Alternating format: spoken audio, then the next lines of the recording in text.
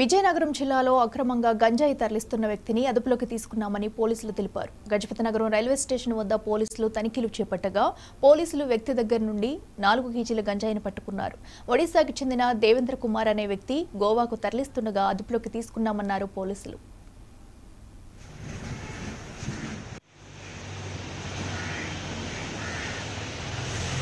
దాంతో ఒక మాధవ్ బర్మాలి అని చెప్పేసి నవరంగ్పూర్ ఇది ఆయనని కాంటాక్ట్ చేస్తాడు. నువ్వు అక్కడ గోవా వెళ్తున్నావు కదా, గోవా వెళ్ళేటప్పుడు నీకు కొద్దిగా డబ్బులు వచ్చే మార్గం చెప్తాను, నీకు ఒక ప్యాకెట్ గాంజా ఇస్తాను, తీసుకొని వెళ్ళి అక్కడికి వెళ్ళి గోవా వెళ్ళిన తర్వాత అక్కడ ఒకరికి ఇచ్చేలాగుంటే నీకేమో అమౌంట్ ఇస్తాను అని చెప్పేసి ఆయనకి చెప్పడం జరిగిందన్నమాట. దాంతో ఈయన ఏం చేశాడంటే బ్యాగ్ పట్టుకొని వస్తూ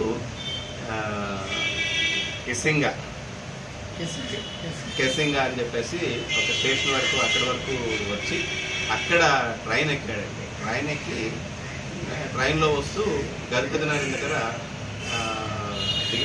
దిగిపోయి అక్కడి నుంచి వస్తున్నాడు. ఇక్కడి నుంచి విజయనగరం వెళ్ళి విజయనగరం నుంచి గోవా వెళ్ళడానికి అని చెప్పేసి ఆయన తాలూకా ప్లాన్.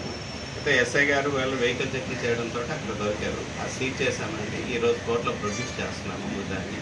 అట్లాగే దీని వెనుక ఎవరైతే ఉన్నారో మహదేవ్ బర్మాలి అన్న ఆయన కూడా, ఆయన తాలూకా ఫోన్ నెంబర్ ఉంది, లొకేషన్ అది చూసాము. ఆయన కూడా అప్రిహెండ్ చేస్తాము. అప్రిహెండ్ చేసిన తర్వాత ఈయన గోవాలో ఎవరికి ఇస్తున్నారు అన్నది కూడా మేము ఇన్ఫర్మేషన్ తెలుసుకొని వాళ్ళని కూడా అరెస్ట్ చేయడం జరుగుతుంది.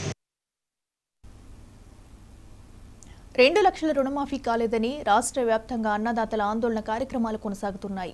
బీజేపీ కిసాన్ మోర్చా ఆధ్వర్యంలో ఆదిలాబాద్ జిల్లా బేల మండల కేంద్రంలోని 7వ జాతీయ రహదారిపై రైతులు ఆందోళన కార్యక్రమం చేపట్టారు. దీంతో హైవేపై భారీగా ట్రాఫిక్ జామ్ అయింది. నిరసన విరమింపచేయాలని పోలీసులు కోరగా రైతులు వెనుకపోవడంతో పలువురిని అరెస్టు చేశారు.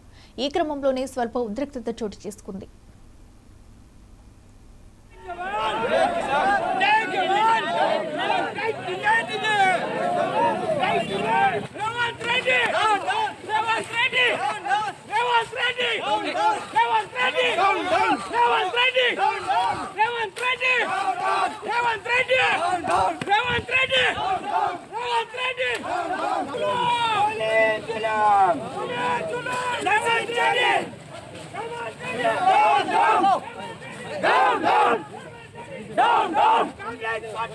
Down!